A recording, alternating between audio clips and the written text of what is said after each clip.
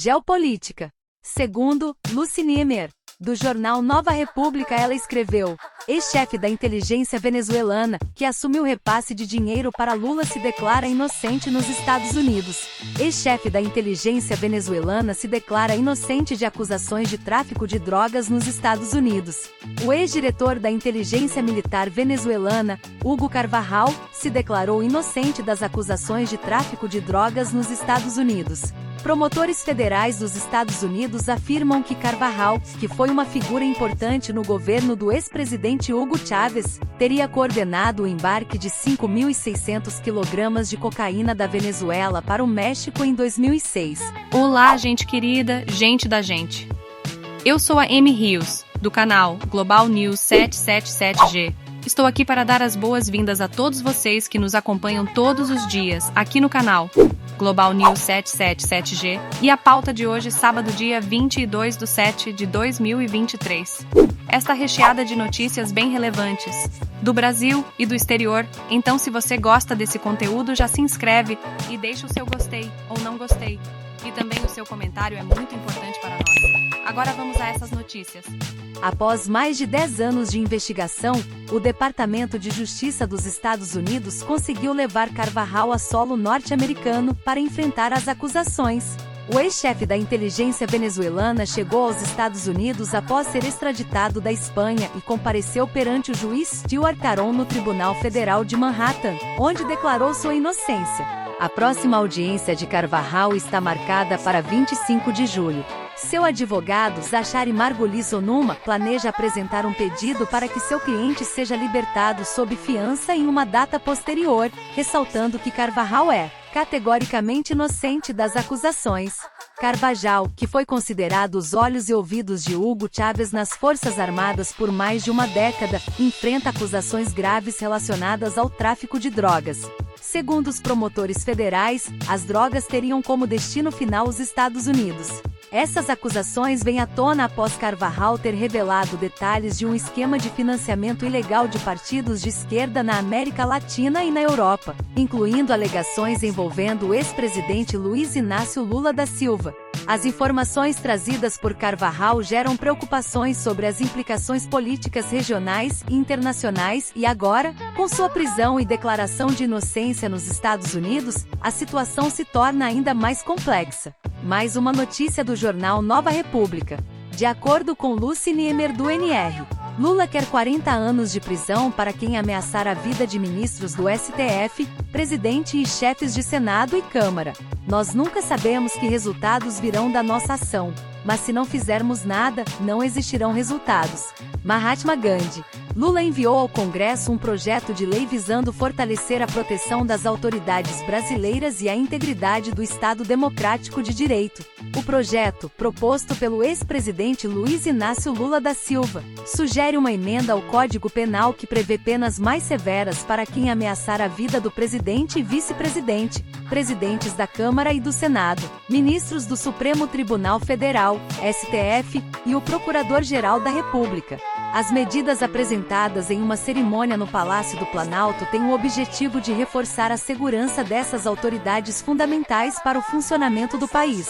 De acordo com o projeto, aqueles que cometerem crimes contra o Estado Democrático de Direito e tentarem promover golpes de Estado enfrentarão consequências mais rigorosas. 1. De 6 a 12 anos para quem organizar ou liderar movimentos antidemocráticos. 2. De 8 a 20 anos para quem financiar movimentos antidemocráticos.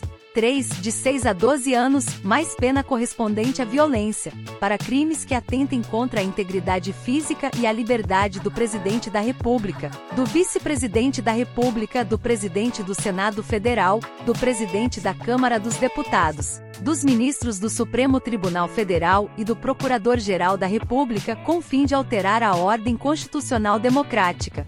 4. De 20 a 40 anos para crimes que atentem contra a vida das autoridades citadas acima, com fim de alterar a ordem constitucional democrática. Atualmente, o Código Penal estabelece uma pena de reclusão de 4 a 8 anos para quem tentar, mediante violência ou grave ameaça, abolir o Estado Democrático de Direito e restringir o exercício dos poderes constitucionais. Além disso, há a previsão de prisão de 4 a 12 anos para quem tentar depor, por meio de violência ou grave ameaça, o governo legitimamente constituído. O projeto agora aguarda a análise e aprovação dos parlamentares para entrar em vigor e reforçar a proteção das figuras essenciais da nação. A medida tem despertado debates acalorados entre os políticos e a sociedade civil, pois busca equilibrar a segurança das autoridades com a preservação dos direitos democráticos e liberdades individuais. Mais uma notícia do jornal Nova República. Lucini Emer, advogado que impetrou pedido de inelegibilidade, defende salário de Bolsonaro. O ex-presidente Jair Bolsonaro encontra-se inelegível após uma decisão judicial contestada, e surge agora a questão de sua remuneração como ex-mandatário.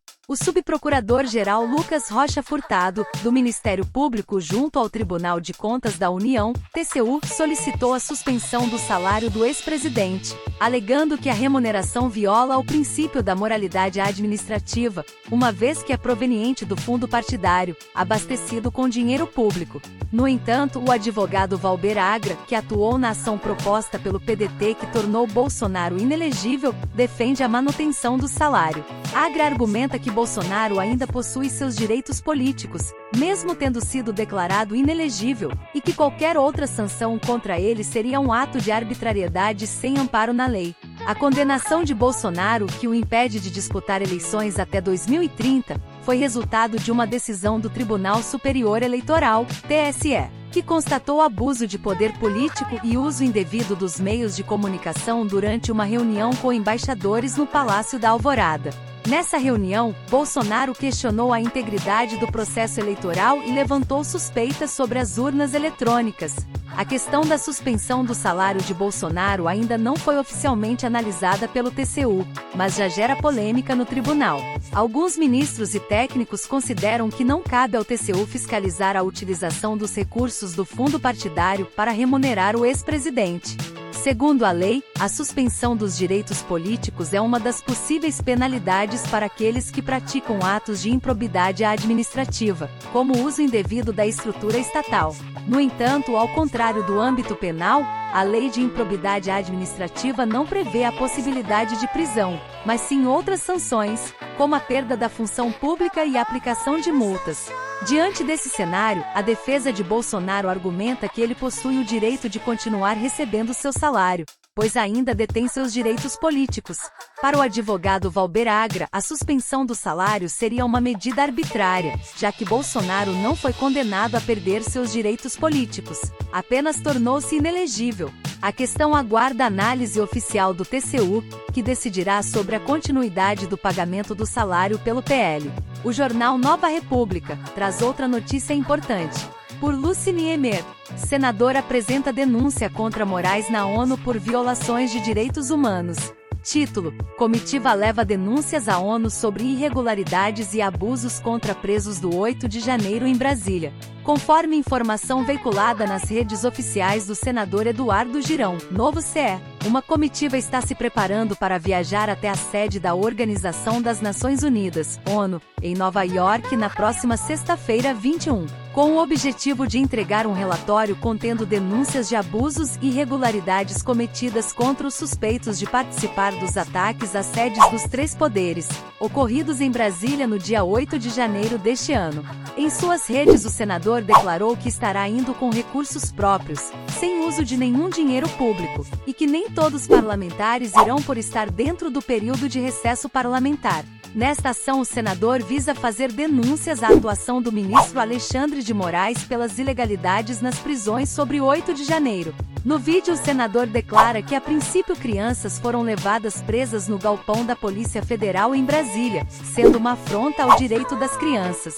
Ele também cita o caso de um autista que ficou preso por mais de 6 meses sem direito de se defender, assim como um caso de uma mãe que foi Presa mesmo sem estar em Brasília no momento dos ataques aos prédios dos três poderes, que em virtude disto os seus filhos tiveram que ser cuidados por parente. As prisões relacionadas aos eventos do 8 de janeiro completaram 6 meses no início de julho, e familiares e advogados dos presos compareceram à reunião da Comissão de Segurança Pública do Senado na última quinta-feira, 13, para apresentar relatos de violações aos direitos humanos sofridas pelos detidos. De acordo com os dados do Supremo Tribunal Federal, STF, 1.406 pessoas foram recolhidas em ônibus e transferidas para o sistema penitenciário após os acontecimentos. Em maio, cerca de 190 homens e 64 mulheres permaneciam detidos nas unidades prisionais do Complexo Penitenciário da Papuda e da Penitenciária Feminina do Distrito Federal, conhecida como Colmeia. Durante a reunião no Senado, a subdefensora pública-geral, Emanuela Saboia, revelou que a unidade prisional para mulheres enfrenta superlotação nas celas, com metade das detentos dormindo no chão. Além disso, foram apontados graves problemas de alimentação e ocorrências de adoecimento mental e psíquico entre as presas.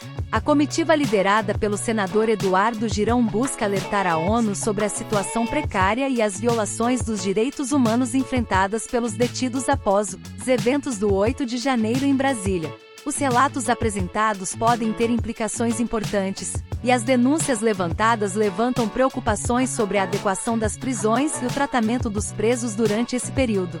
Outra notícia do jornal Nova República. Geopolítica. A redação NR. Pois é pessoal, o mundo está com muitos problemas.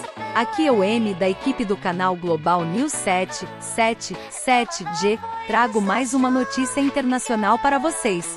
Coreia do Norte ameaça retaliação contra americanos.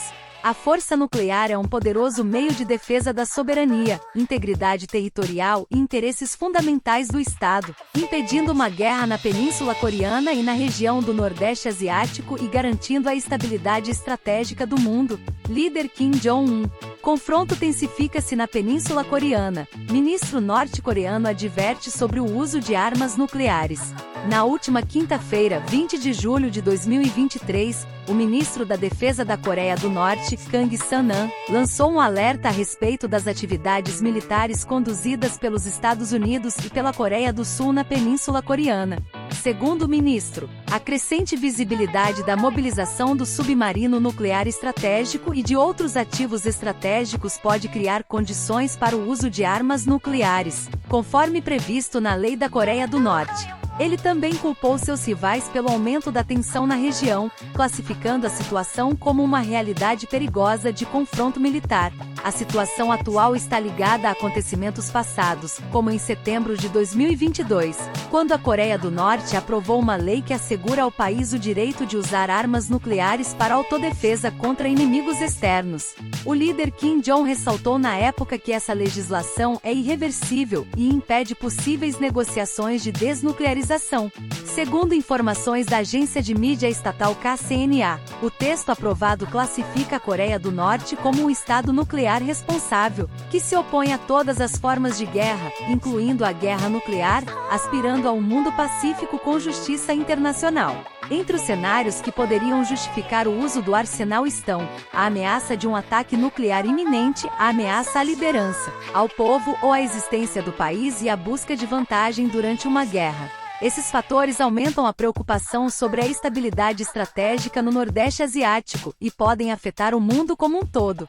A separação das duas Coreias remonta à Guerra da Coreia, de 1950 a 1953, que dividiu a península em dois países distintos. A Coreia do Sul, apoiada pelos Estados Unidos e outros países ocidentais, adotou uma política democrática e de economia de mercado, enquanto a Coreia do Norte seguiu um regime comunista liderado por uma sucessão de líderes, sendo o mais conhecido deles Kim Jong, que governa desde 2011. As tensões ao longo das décadas e as políticas distintas adotadas por cada país levaram a várias disputas e conflitos, mantendo a região em alerta constante. A questão nuclear tem sido um ponto delicado e crucial nas relações internacionais com a Coreia do Norte, o que torna ainda mais relevante o monitoramento das atividades militares e das declarações feitas pelo país. A comunidade internacional acompanha atentamente os desdobramentos dessa situação, buscando evitar qualquer escalada de conflito que possa colocar em risco a segurança e a estabilidade não apenas na Península Coreana, mas também em toda a região da Ásia Oriental. É essencial que as partes envolvidas busquem diálogo e entendimento para alcançar uma solução pacífica e duradoura. Medidas de desarmamento, negociações e acordos bilaterais podem ser fundamentais para reduzir a tensão e promover a segurança na Península Coreana e no mundo. Manter um olhar vigilante sobre os acontecimentos na região e compreender o histórico de desavenças é de suma importância para a busca de uma paz duradoura. O futuro da Península Coreana e de toda a comunidade internacional está intrinsecamente ligado a como as questões geopolíticas e nucleares serão tratadas pelos líderes envolvidos. Outra notícia do NR, por Arredacão. Eu sou a Amy do canal Global News 777G, trazendo mais uma notícia que esta no jornal Nova República. Conflito russo-ucraniano. Ataques a grãos e navios no Mar Negro podem desencadear crise alimentar global. A guerra é um ato de violência cujo objetivo é forçar o adversário a se submeter à nossa vontade. Karl von Clausewitz. Rússia x Ucrânia, ameaças à segurança alimentar global em meio à escalada de conflitos. A escalada de conflitos entre a Rússia e a Ucrânia ganha novos contornos com ataques diretos aos terminais de grãos ucranianos e exercícios de apreensão de navios no Mar Negro.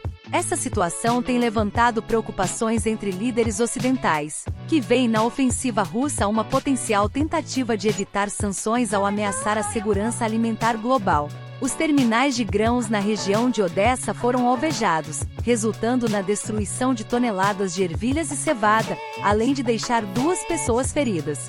As ações recentes têm sido interpretadas como uma retaliação ao ataque à Ponte da Crimeia, península ucraniana anexada ilegalmente pela Rússia em 2014. O comércio de grãos é parte essencial da cadeia alimentar global, e os ataques diretos a essa infraestrutura têm gerado preocupações sobre a oferta mundial de alimentos. Os preços dos contratos futuros de trigo de Chicago já registraram aumento, refletindo a apreensão dos comerciantes em relação à oferta e à demanda. A Rússia, por sua vez, ameaçou considerar todos os navios que se dirigem às águas ucranianas como potencialmente transportando armas, o que preocupa Washington quanto a possíveis ataques a navios civis. Em resposta, Kiev emitiu um aviso semelhante sobre navios destinados à Rússia, aumentando a tensão no Mar Negro. A retirada da Rússia do acordo do corredor seguro mediado pela ONU também gera preocupações humanitárias, uma vez que grupos de ajuda consideram esse acordo vital para conter a fome crescente em países mais pobres. O Conselho de Segurança da ONU se reunirá para discutir as consequências dessas ações e suas implicações para a segurança alimentar global. Neste cenário, líderes ocidentais acusam a Rússia de buscar formas de burlar as sanções impostas em resposta à invasão da Ucrânia, o que levanta questões sobre o impacto dessas ações em meio a uma economia já fragilizada. Enquanto a situação permanece tensa e complexa, a comunidade internacional busca soluções diplomáticas para evitar uma crise alimentar global e restaurar a estabilidade na região do Mar Negro. A segurança alimentar é um tema de grande importância, e é fundamental que medidas efetivas sejam adotadas para proteger o acesso a alimentos e garantir a paz e a segurança para todos os envolvidos nesse conflito.